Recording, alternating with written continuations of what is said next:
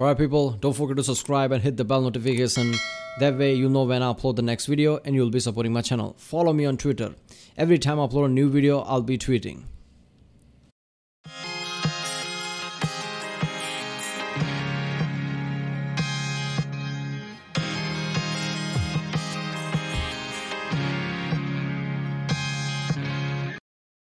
Ladies and gents, almost Suji Reaction. This is Project Wingman Review. Nuclear Planes.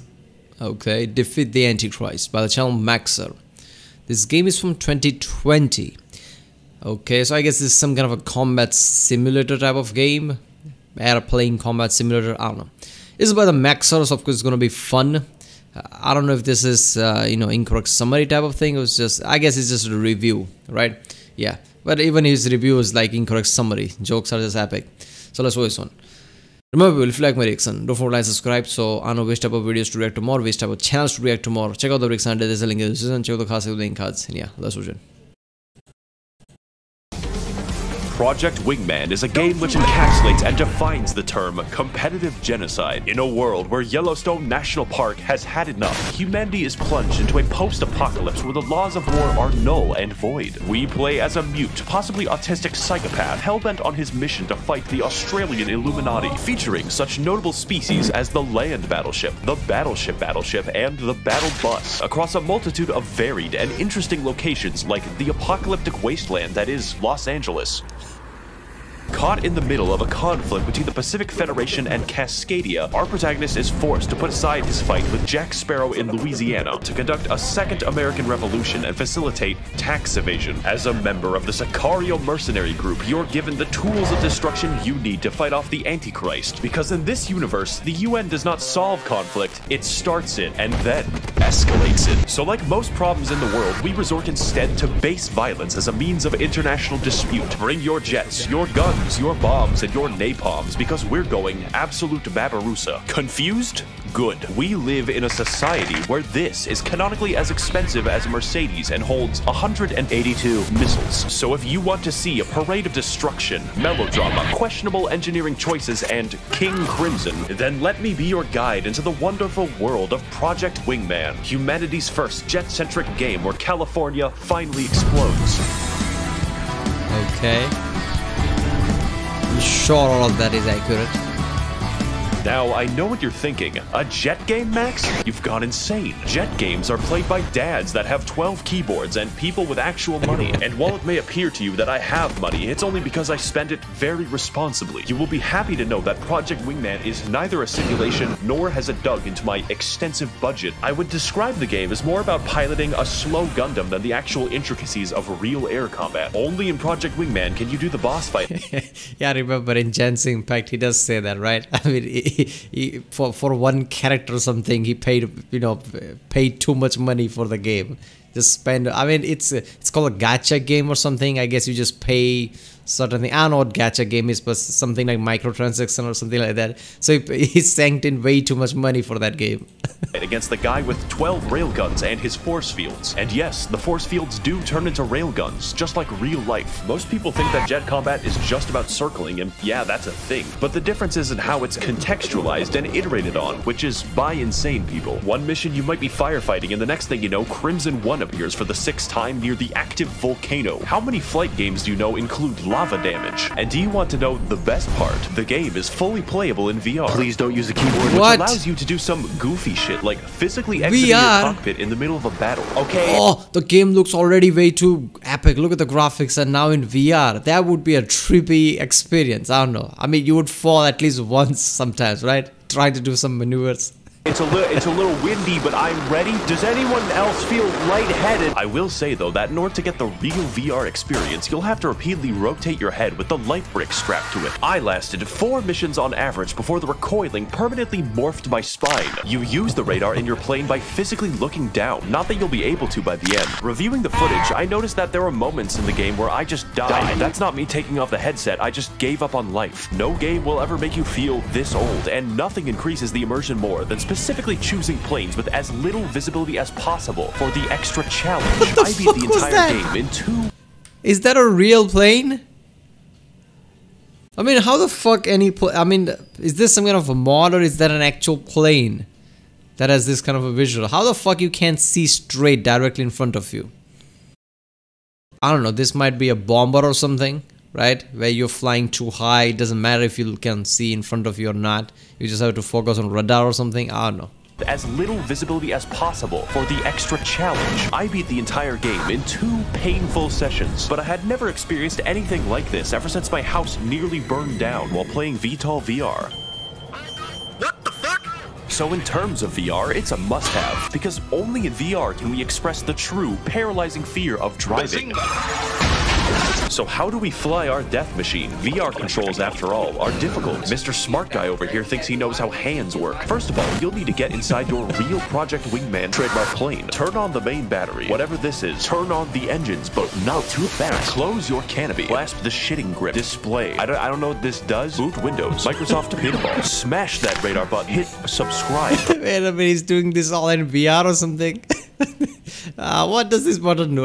Just put everything on. Turn off the brakes. Make sure you give the joystick a good jiggle. Now, we're not going to use the carrier's catapult. We're just going to pray. You'll notice I forgot to unfold the wings, which are now detached from the plane. Wingless percent speed landing gear. You'll notice controlling an aircraft without wings is hard. That's all right. The guys on that destroyer don't have family. Now that we're in the air and in the correct game, what am I supposed to do? The answer is remarkably simple. Missiles. There's a reason you can carry several hundred of them. Missiles are fucking everything. Every specialized weapon for all your terrestrial needs are various permutations of a missile. It's actually a problem because, I mean, I guess you could use unguided bombs if you want to miss. Ace Combat at least had the gall to let me use an unguided laser, but I don't know, what else can you put on a jet? A fucking dolphin? I don't want to emulate the Wii. You also have the option of a gun, which might as well be a laser, and is the most reliable way to kill anything, including entire battleships. What is in the fucking ammo? If normal bullets worked like this, Chicago would be a nuclear wasteland by tomorrow, as opposed to the current waste.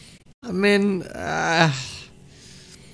sure, I mean, if you just hit the right place on a boat, you could make engine explode or something that would burn the ship slowly with the bullets. I don't know. Land that it is now. Besides that, the controls are exactly what I want out of a jet game, and I don't think they can be improved. What truly makes a combat encounter in the game isn't the simple controls, it's how they're multiplied by the 6 pursuing aircraft. Unlike Ace Combat 7, your allies have the ability to minorly inconvenience each other. They will do, per mission, at least $3 of damage. So the balance between you annihilating everything and there being an actual battle is pretty good, although majorly stacked. Your success is uniquely predicated on the fact that you play as the world's first bloodless human who experiences literally no side effects from the Jupiter strength G-forces that he regularly conducts. You use your newfound power to conduct a series of engagements. 21 engagements. That's a lot of potential war crime trials, which is why we have to win. That being said, anything that we do pales in comparison to the good accomplished by nuking America. We're gonna have to play catch-up.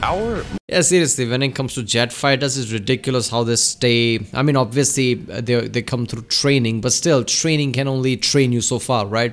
Sometimes in combat, they have to pull out maneuvers that, you know, give, I don't know, what was the number there? -8, -8.5, like 9 Gs are kind of the limit or something like that, right?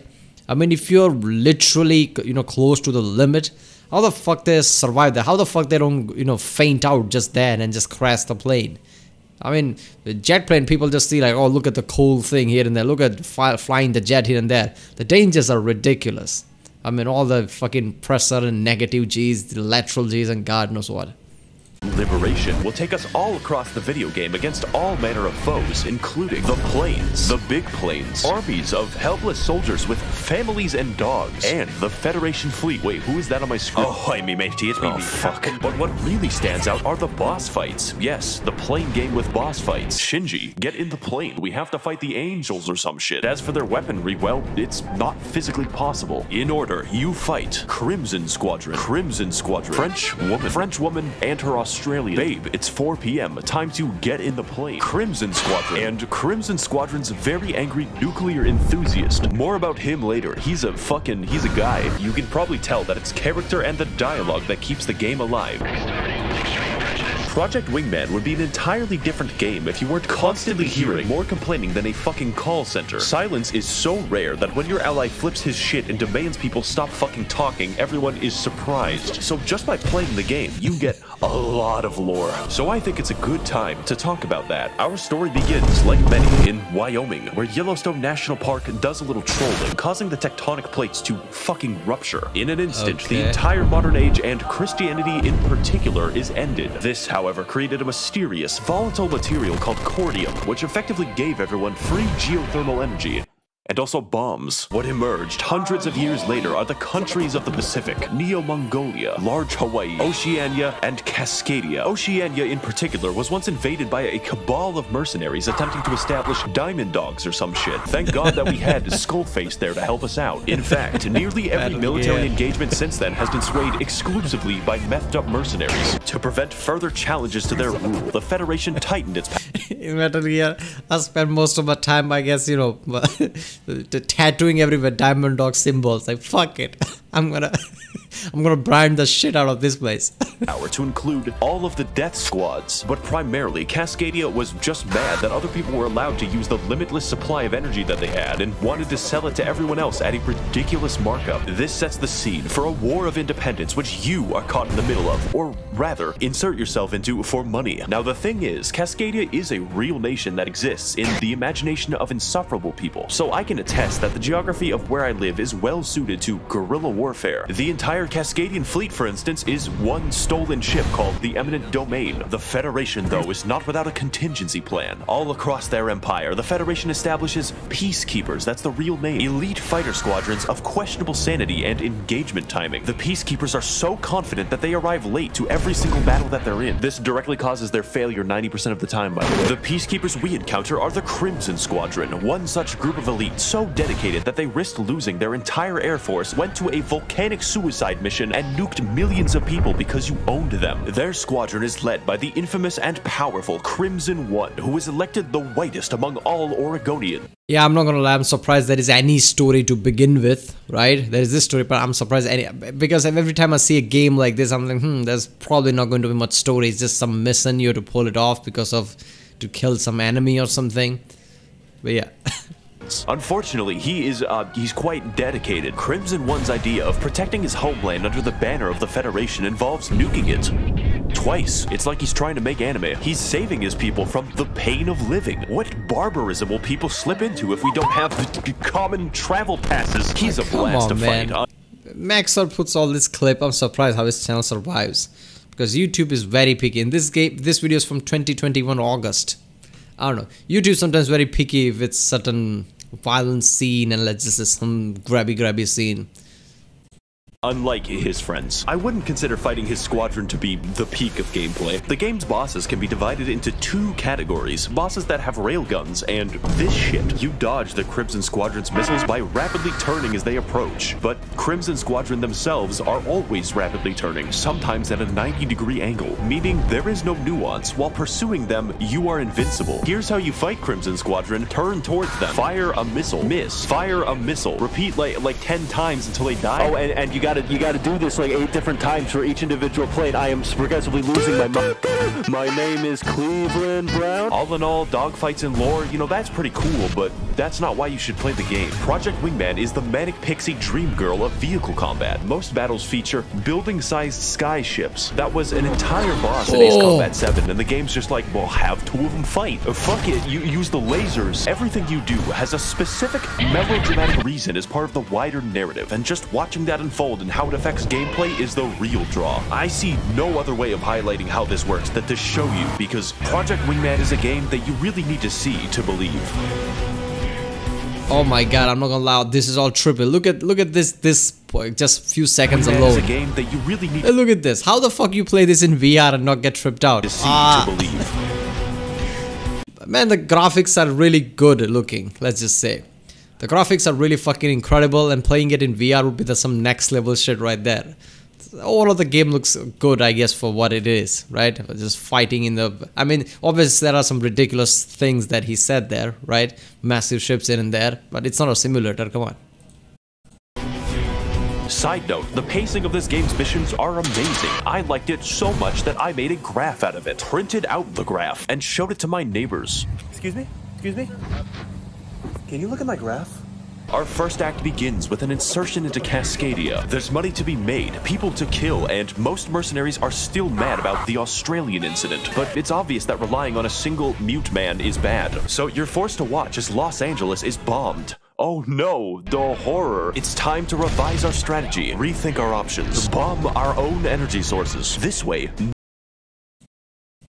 no one will get them, except Crimson One, who sees you doing this and gets mad. This will be a theme. Now it's time to steal a boat. We really need that boat, Monarch. It's imperative that you get the boat. By the way, while defending said boat, we make the discovery that cruise missiles in this universe are pigeon-guided and exhibit traits of self-preservation. Now the war is really going on. Like, really going on. It's time to target a civilian airport because it will help the war. We're denying them potential recruits. They don't even know that they're being bombed because the Federation has been able to keep the war a secret for the past few weeks. This is due to the Great Firewall, which patriotically jams all the Wi-Fi across the entire— Like how certain people have said in the past, like, okay, you give governments way too much credits, right? When you talk about major scale conspiracies that they can hide, like, okay, there are aliens somewhere, some government agency is hiding.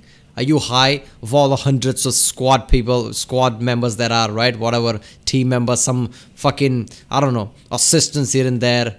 Anybody. Nobody's gonna just say, holy shit, there's alien here, or leak out, right? All the things that leaks out. Nobody would leak out that there's alien in this site here, right? People say, oh, but you know, these special forces, these black suits are basically keeping checks on everything. You can't keep check on everything. If they could have, there would be no such thing as hackers in the world, right? They would have caught them way too long ago. So something getting leaked out, and once it leaks out, doesn't matter what you do. On the internet, you can't, you know, I guess you destroy the information ever, right? It's the same thing here. You know, there is a global war going, but you know, this United Nations type of organization is keeping it in down low. Really? That's gonna happen. Nobody's gonna look at, holy shit, there's war on. Country. There is only one course of action for me when denied of my YouTube. Violence. A lot of violence. Meanwhile, off the coast of fucking Alaska, the Federation is sending transport aircraft to help in the war effort. These aircraft were intercepted, and then the interception was intercepted, progressing for 9 hours until the entire air force of the two nations are fighting in the same place. Every aircraft. And, wow, it's time to talk about that. Oh, wait a minute.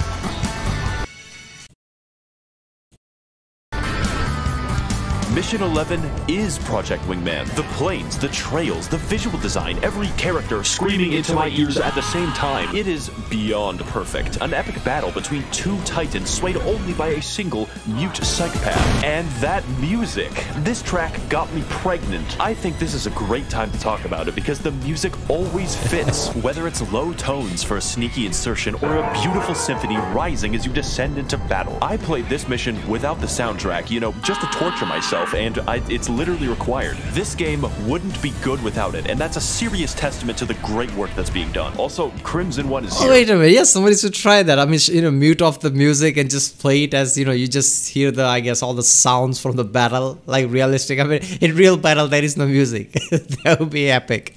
Late as usual, and you just beat his ass. Kept in a top-secret facility somewhere on the American continent. There is a woman. You have to track them down. It's for the war effort. So you raid the woman containment facility off the coast of Yellowstone, and she boards her fucking super aircraft with railguns and the turn radius of a nickel. Woman eliminated. Now, let's go down the list. Attack Hawaii for no reason. That's on the list. Attack people in a forest fire. That is definitely on the list. Save civilian lives. Oh, I'm sorry. That's not on the list. It's time to retake Seattle with the Federation in retreat and the war nearly won. With the Air Force in disarray, we're just one step away from—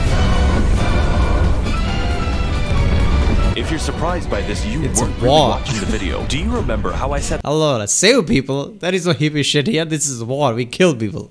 that the Federation basically nukes all of Cascadia? That isn't actually true. It's worse. The Federation didn't just want to nuke us to win the war. They activated all of the cordium deposits in the ground. And do you remember when I said those were used for bombs? That's right. These fuckers just started a second apocalypse. In other video games, war is hell, but in Project Wingman, war is fucking orange. On our way back, we're assaulted again by the same woman. But at this point, I don't care. My retinas are damaged. The Fallout New Vegas part of the game has begun, and we're being sent to seize all of the bottle caps that we can hold. Thank you, Joshua Graham. You may notice the game is now very, very orange. That's what the entire rest of the game looks like, and yeah, it hurts. Almost immediately, we're sent back to Seattle to dab on the hordes of homeless people. This is when Crimson One returns, and this time he's very mad. He nuked his house to kill you, and that didn't even work. This leads to a dogfight, which is the dogfight from Mission 11 with additional mental illness. It's clear from the dialogue that Crimson One is not used to losing. Let's help him learn.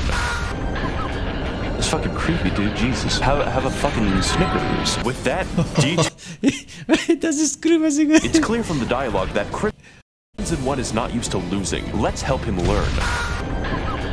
It's fucking creepy. Dude, Jesus. Have a fucking Snickers. With that detour out of the way, it turns out that nukes didn't really help the Federation win. It just made a bunch of guys dress up like the fucking Romans. And with the UN on its last legs, there is one final stronghold for us to bomb. Los Angeles. Fucking finally. We struggle to take the city, fighting foes in the air, on the seas, and attempting to flee my bullets. But after a long and arduous fight, we stand victorious over the city as the music begins to pick up in the background. God fucking damn it. He just does it again. Project Wingman's story is not a Homeric epic. It's not very realistic, nor is it reasonable on any level. But standing over the ruins of everyone that I hate, the sunny D flashing before my eyes, I come to the realization. Above all, Project Wingman is fun. None of the disparate parts of this schizophrenic game work by themselves. The combat is not Devil May Cry. The lore is not Tolkien. And we are not going to overcome our pride and prejudice. When you make a list, the game doesn't really seem that impressive. But like a chef, if we mix our ingredients well, cook at thermonuclear temperature, and add enough rat poison, we will create a spicy blend that's so out of this world, so balls to the wall, that it makes everything taste Oh my god, that analogy is perfect. That cooking analogy is perfect. Like, just makes things so ridiculous that it's really good. perfect. The motivation of our final boss makes no fucking sense. His arc is schizophrenia, and his obsession with you is fucking funny. I've never seen someone write a character based exclusively off of projection, but standing where I am now, there's no one I'd rather fight. He's the perfectly goofy antagonist for a game mostly comprised of clown behavior. The music, the drama, the retinal damage. This fight is as ridiculous as the rest of the game, and I wouldn't want it any other way.